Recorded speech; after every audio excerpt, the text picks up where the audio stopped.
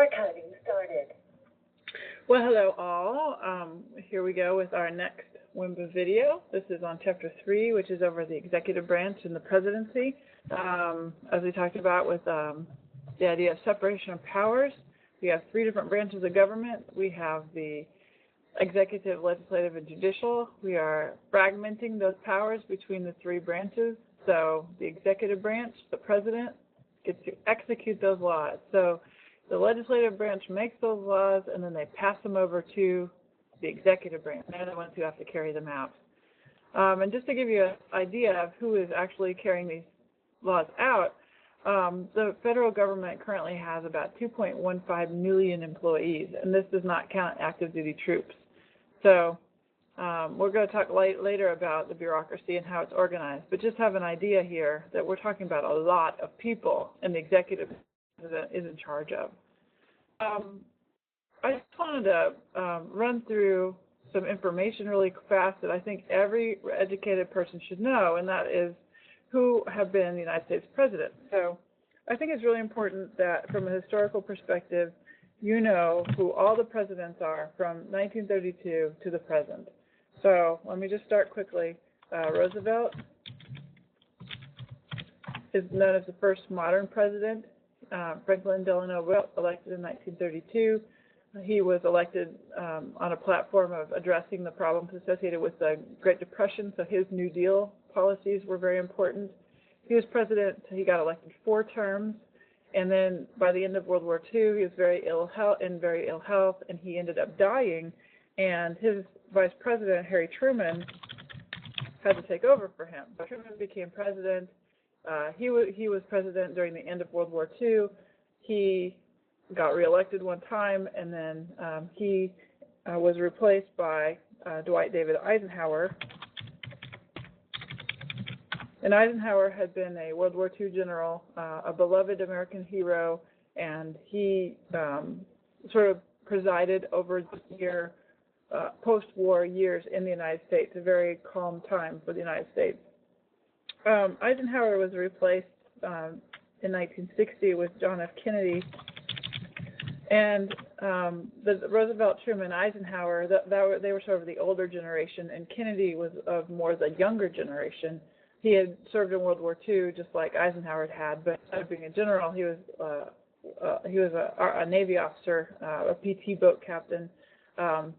He'd been involved in the war, but just more like as a normal sailor and not as a general. So Kennedy and his very handsome family was very beloved among Americans. Also during his years, there began to be a little more unrest, both in the world. The United States was having conflicts with the Soviet Union, like with the Cuban Missile Crisis, for example. And then there are also problems with things like the burgeoning civil rights movement in the United States and how the United States is going to deal with that issue. So Kennedy, as you should know, was assassinated in 1963. 1963, assassinated, and he was replaced by his vice president, who was Johnson. We'll talk about Johnson a little bit later in the lecture, but Lyndon Baines Johnson became president after Kennedy's assassination. He got reelected one time in 1964, and then he declined to run in 1968. He was president during the escalation of the Vietnam War, and many people were very unhappy with him about that. However, his domestic agenda, the things he was trying to do in America, were more important to him. For example, the Civil Rights Act of 1964, and he also had pledged to the country that he was going to try to end poverty. So he had all these high goals, but ended up getting really distracted by the Vietnam War. So Johnson declined to run, and after that point, Nixon became president. In 1968, Nixon was elected. He focused more on international policy, for example, improving relationships with the Soviet Union and with China. But it was domestic issues that got him in trouble. He ended up getting caught orchestrating a break into the Democratic Party headquarters. He ended up having to resign his presidency. So he resigned, and he was replaced by his vice president, who was Gerald Ford.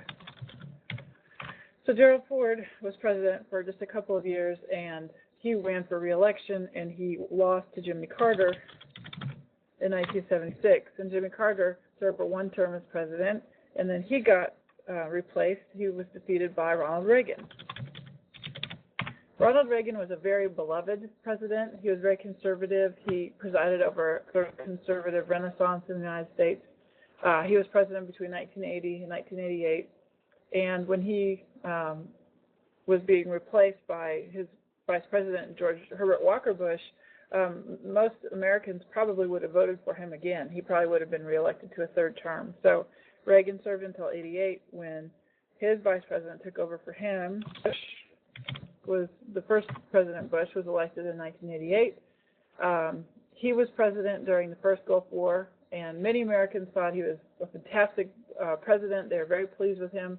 But then when the economy began to go bad in the 1990, 1991, they started to look for an alternative, and that was Bill Clinton. Bill Clinton got elected in the year 1992, and he served 2 terms, finishing in the year 2000. At the end of the year 2000, Clinton couldn't run again, so Al Gore, Clinton's vice president, ran, and he ran against George W. Bush. And the election of 2000 was a very, very close election. It really came down to the state of Florida and how it cast its electoral college ballots. It took a long time to figure out who won. Finally, the United States Supreme Court said the winner was George W. Bush. And indeed, when you go back and you look at the votes that were actually cast in Florida, Bush did win more votes than Al Gore. So George Bush became president in 2000 under some very unusual circumstances, and that was kind of a problem for him in the beginning of his presidency. And so George W. Bush served for his 2 terms. He couldn't run again, so then we had the most recent election, which was 2008.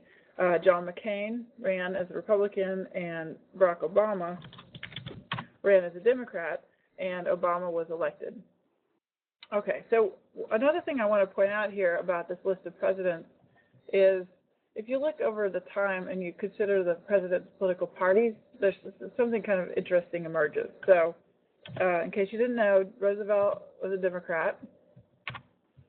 Truman was a Democrat because Truman was Roosevelt's vice president. Eisenhower was a Republican. So we have a switcheroo there. Kennedy got elected after Eisenhower. He's a Democrat. Johnson's a Democrat. Nixon's a Republican. Ford is a Republican. Carter's a Democrat. Reagan is a Republican. Bush is a Republican. Clinton is a Democrat. George W. Bush is a Republican. And Obama is a Democrat. Okay.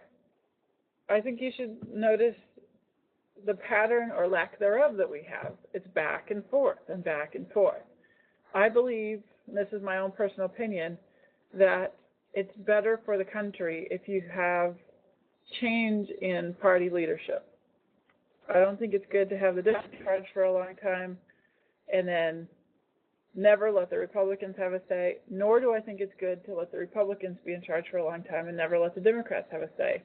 I think the best thing there is for America is to go back and forth. And so I really think this is an interesting pattern because we do see the switches back and forth from Democrat to Republican. So he has too much of a lock on the presidency. I think this would make James Madison very happy. Okay. If you've been to Little Rock, Arkansas, you have had an opportunity to see in the Clinton Presidential Library a replica of the Clinton Oval Office, and it's really neat to be able to walk around and see the different aspects of this room. It's very cool. But I'm sure you're asking yourself, where was it in that office that all that funky monkey business with Monica Lewinsky took place? And so better time than now than to talk about impeachment. The process of impeachment is the process of removing presidents and other officials from office who've done bad things. And in the case of the United States presidents, the House of Representatives will vote to impeach by a simple majority. so 50% plus 1. So to impeach is similar to bringing charges against someone. It's not removing them, it's merely bringing charges against them. So the next stage in the impeachment process is the Senate would vote by 2/3 to actually remove that person from office. So during that removal trial, the Supreme Court Chief Justice steps in from the judicial branch and he presides over the trial. So impeachment only means to bring charges against an official and not to actually remove that person.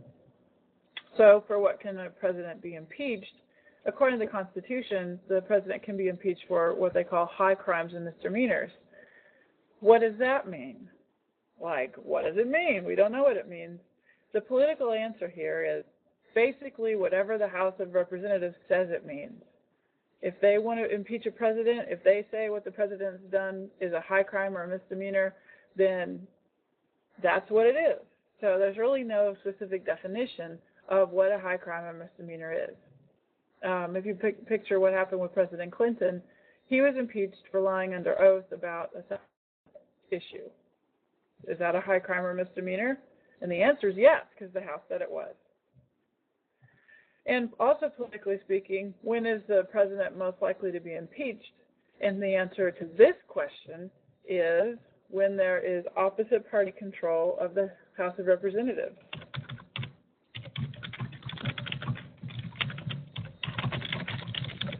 To be impeached is to have charges brought against you. Most of the time, a political party or the Republicans would not bring charges against a president of its own party. They just wouldn't do it.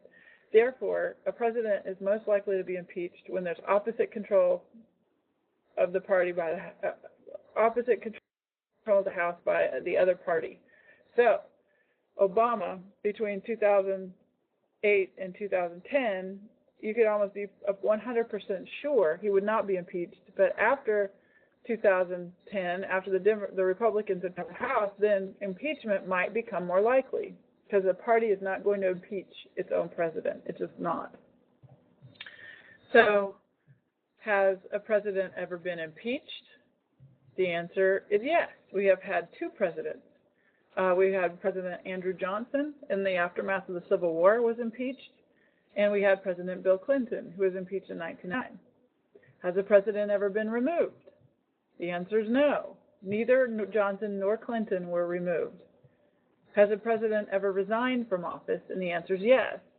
President Nixon resigned and left office, and he was replaced by Gerald Ford. If Nixon had not resigned, he would have been impeached. He's saving himself the embarrassment of going through the impeachment and possibly the removal process. So there are some answers to these questions. Moving away from impeachment, you can also go to visit the Truman Presidential Library, which is in Independence, Missouri. Truman became president when Roosevelt died. During one of the things that Truman is famous for is having a sign that on his desk that says, "The buck stops here." And I think that's a really interesting slogan for the president to adopt, because the president the buck really does stop at his desk.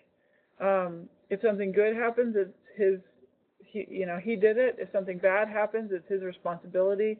The buck stops with the president, whether it's 9/11, Katrina, no jobs, bad economy, healthcare crisis, whatever it is, we really do look to the president. So the buck really does stop on his desk. And we do have a lot of respect for presidents. This is a picture I took last spring of the Kennedy gravesite with President John F. Kennedy and his brother Bobby, and now his wife Jacqueline is also buried there. This is a place of national pilgrimage. So the presidents of the United States are like the symbols of our nation, and we still love and cherish all of our presidents. There are a couple of really pivotal moments the presidents have been a part of. One that's in recent history is when Ronald Reagan said, "Gorbachev, tear down this wall," in 1997, and that led to the end of the Cold War, and the Berlin Wall actually was taken down. That was a very emotional time. And also when President John F. Kennedy was inaugurated as president in 1960, he said, "Ask not what your country can do for you, but ask what you can do for your country." So these are two really kind of neat moments in history. I don't think these links are going to be, but if you went on YouTube and Googled these speeches, you would definitely find them. Okay, so the qualifications to be the President of the United States, you have to, number one, be a natural born citizen, meaning you can't have been born in another country like Austria, like Arnold Schwarzenegger was. You have to actually be born in the United States. You have to be over age 35. You have to be a resident of the United States for the last 14 years prior to your service. And it also helps to be tall, handsome, rich, white until now, male, named Bush, Harrison, or Adams. And if you have pets, that's definitely a good thing. People like to see that their candidates are human beings, so that's a very cool thing. Okay, well, we've already covered impeachment. To president, according to the Constitution, House votes by simple majority to impeach, and the Senate votes by two-thirds majority to remove. There have been a few issues in American history about who is the president, who is in charge here. And so in 1947, we passed a piece of legislation that specifies who will take over if a horrible event happens to the heads of the United States. Number one, the president. Number two, the vice president. Number three, the Speaker of the House. Well, I'll tell you who these people are in just a minute. Number four, the president pro tem of the Senate, so the senior majority party member. And then finally, the cabinet secretary, starting with the one that was created first, which was the Secretary of State, and moving forward through the most recently created cabinet secretary. So one thing that happens, and this happened just the other day with the State of the Union address, during the State of the Union address, all the people on the list of presidential succession attend the State of the Union address. And if the gang's all there on Capitol Hill, wouldn't that be a great time for a terrorist or some horrible person to try to destroy the United States government by bombing the Capitol? So I've known about the idea of asking someone to not attend the State of the Union address, but I never that person had a name. On Wikipedia, which you should never use, it's totally untrustworthy. But on Wikipedia, they show the designated survivor. So who was picked to not attend the State of the Union address, and in the event of a catastrophe, this person would step forward and restart the United States government. So this year, in 2011, the designated survivor was Secretary of the Interior Ken Salazar. So if you want to get ready to start saying, like, "Good morning, President Salazar, how are you?" Because if the government had been destroyed, he would be the one who would have to restart it as the president. Okay, so the chain of command starts, of course, with the president, Barack Obama. The next person in line is Vice President Joe Biden. So he would become president. And if you watch the State of the Union address, he was the one sitting to the back left of the president during the speech. The third is John Boehner, Speaker of the House. The thing he's most famous for these days is he's very emotional. He cries all the time. So he would become president next. The next person in line is the president pro tem of the Senate. Because it's the senior party member, this person is usually very, very old. So the last president pro tem had been Robert Byrd, born in 1917, super old. The current pro tem is Daniel Inouye of Hawaii, who has actually been the senator from Hawaii as long as Hawaii has been a state. So he also is very old. He's okay. So after Daniel Inouye, we would have Secretary of State Hillary Clinton, which is kind of interesting because Obama and Clinton, you can tell from these photos, don't always get along all the time. So if she had to take over his government, that would be quite hilarious. And then after Clinton, we would move to the cabinet secretaries in the order in which they were created. So after the state, you go to Treasury, Defense, Attorney General, etc. And those people would be the ones in charge of the government. Okay, so I mentioned that the president, the buck stops with him. He is in charge of everything. But if you look at the formal powers that the president has in Article 2 of the Constitution, there are only 4 formal powers the president has: appointment, removal, pardon, and to veto acts of Congress. There's no power here. How are you going to be the leader of the free world by pardoning someone. There's just not a lot of power here that the presidents have. And as I mentioned, they're held responsible for everything. What have you done for me lately? Like, why is my house flooded in Katrina? Or why don't I have a job? We look to the president for meeting the needs that we as Americans have. So there's a real big gap between the symbolic authority that the president has as the leader of the free world, the leader of America, and then the political authority that he actually has to fulfill our wishes. It's really difficult for the president. So the president, in trying to fill the gap, has to try to get Congress to pass his legislation. When I ask you what is the president always trying to do, the answer is get Congress to pass his legislation. If the president can't do that, there's almost nothing he can do to create a legacy, which is what a lot of presidents want, and to please the public, to fill that gap between actual authority and the symbolic authority. Some of the greatest presidents, Kennedy, Roosevelt, Reagan, Truman, they had to do something to leave an impression on the nation. None of them would be remembered today if they did not have success in getting Congress to pass their legislation. A great example of this is Franklin Roosevelt running for president in 1932. The people said, we like the idea you have of the New Deal. We like the idea of the government stepping in to help out the folks who really need it. If Roosevelt had gotten elected, taken office in 1933, and then Congress said, nope, we're not doing it, well, then Roosevelt would not even be known today. The reason that Roosevelt is Roosevelt is because he got Congress to go along with him and pass the legislation that was going to put the New Deal into effect. And Roosevelt did a lot of awesome things. He put people in Oklahoma, was tremendously hard hit by the Great Depression. He funneled money to Oklahoma, created jobs. Some of the things that they did are still being enjoyed today, like building cabins in Lake Murray and even Wintersmith Park here in Ada. So the things that happened because of Roosevelt would not have happened without Congress. Roosevelt got Congress to go along with him. So the way that the president gets Congress to go along with him is through something we call informal powers, powers that the president has that are not listed in the Constitution.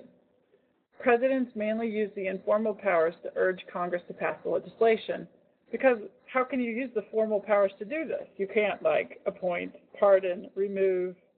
I mean, there's just nothing, and veto, there's not a lot you can do there that's going to help Congress pass that legislation. So the informal powers I want to tell you about are the power of persuasion, which is that the president merely persuades Congress to do what he wants. He puts pressure on them, he convinces them. And a good example of a president who engaged in persuasion is Lyndon Johnson. He was physically a very big man. He would do things like grab people by both lapels at the same time. They called it the full Johnson. And he would intimidate people into agreeing to vote for his legislation. And the reason that I have this picture of a toilet here is the most extreme example of the Johnson treatment would be he would call people in to talk to him while he was sitting on the toilet doing his business. And they would be so embarrassed by what they saw that they would agree to do anything. Yes, sir, I'll vote for that, whatever, just I got to get out of here. He would do anything he could do to intimidate and cajole members of Congress to vote for his legislation. The second style is the style of bargaining, where the president exchanges key perks and benefits for votes. So if a president wanted to pass his budget, for example, he might promise to help a member of Congress get an earmark or a portable project in their district. He might promise to give them a special seat on a commission to study an issue that they really cared about. But the idea of bargaining is they would be giving something to get something.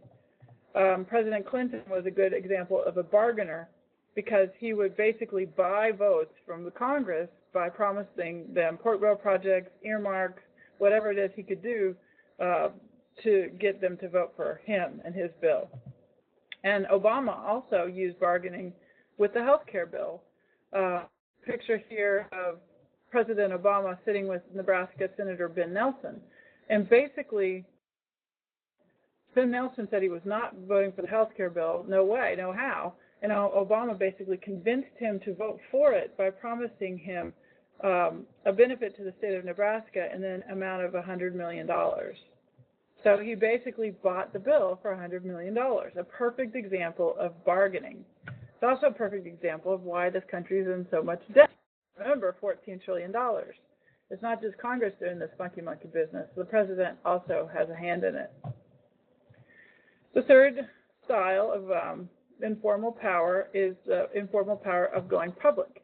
And in going public, the president puts pressure on the public, who in turn is expected to put pressure on Congress. So it is a style of indirect pressure.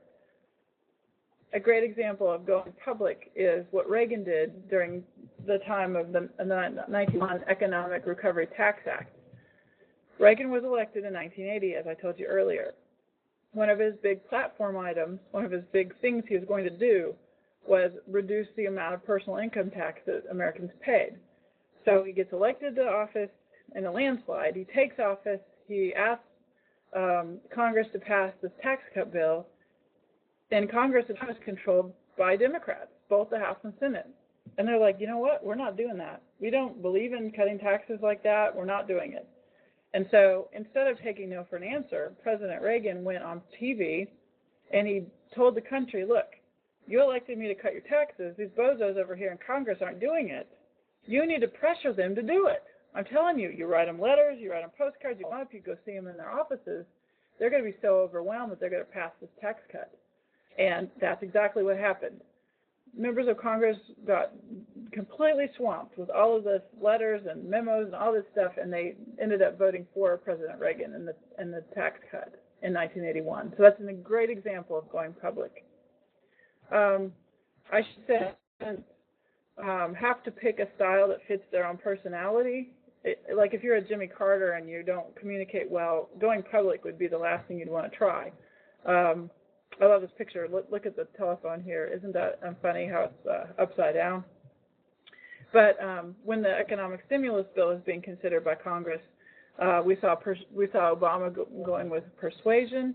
He was bargaining. He was going public. He was doing all three to try to get Congress to pass the stimulus bill. And we saw a ton of bargaining with the health care bill. So as President Obama moves from having an entire Congress controlled by Democrats, now it's going to be half Democrats, half Republicans. It'll be more interesting to see what strategies he uses to attempt to get anything through the House. I mean, he probably will not succeed at this, but it'll be interesting to see how he does it. Okay, so one more piece of information I want to give you, and it's about rally events. Okay, I want you to see the word rally event. I want you to know that a rally event is any event that causes the president's popularity with the public to increase.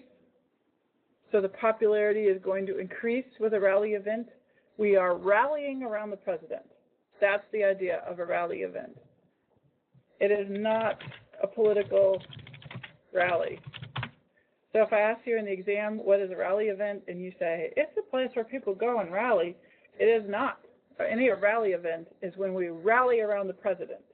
We're all going to rush to his support because something has happened.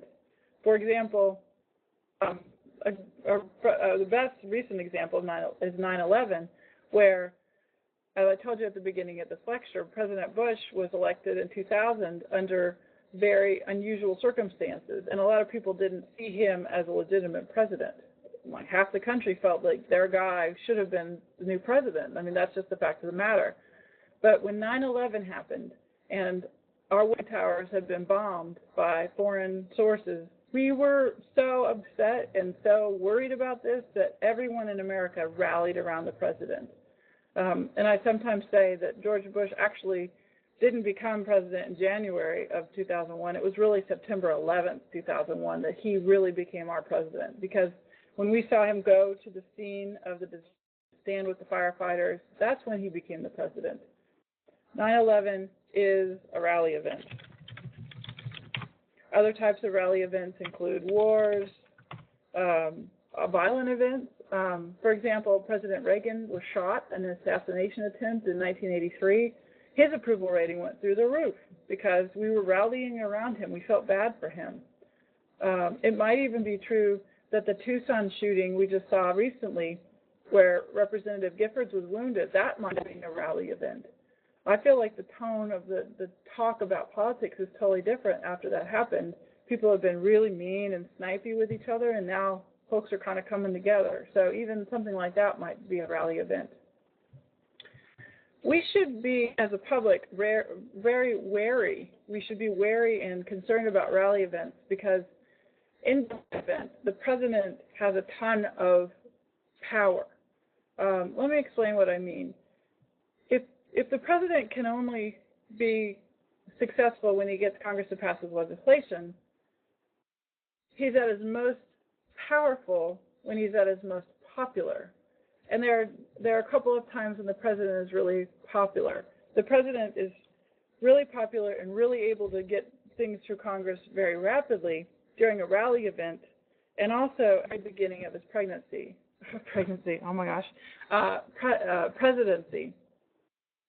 which is called the honeymoon period, which might also be at the beginning of your pregnancy. So, president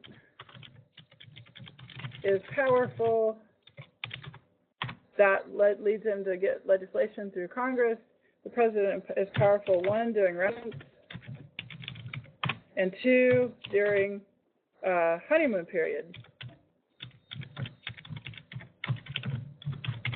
So you can't, if you're the president, you can't create a honeymoon period, but you could create a rally event.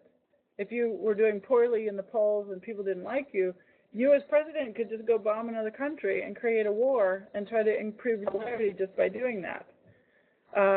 And I think that we've seen examples of that. Like President Clinton used some military force right around the time that the Monica Lewinsky scandal was coming out. I don't think that was a coincidence at all that we bombed Kosovo on the day that he had admitted he had an affair. So, people died in Kosovo because he was trying to have an affair. I think that could definitely be argued. Okay, so one of the ways we've tried to control the power of the president is through an act of Congress that was passed in 1973 called the War Powers Resolution. It was passed in response to the Vietnam War because Congress is the authority that should be able to declare war, and all throughout the conflict, war was never declared.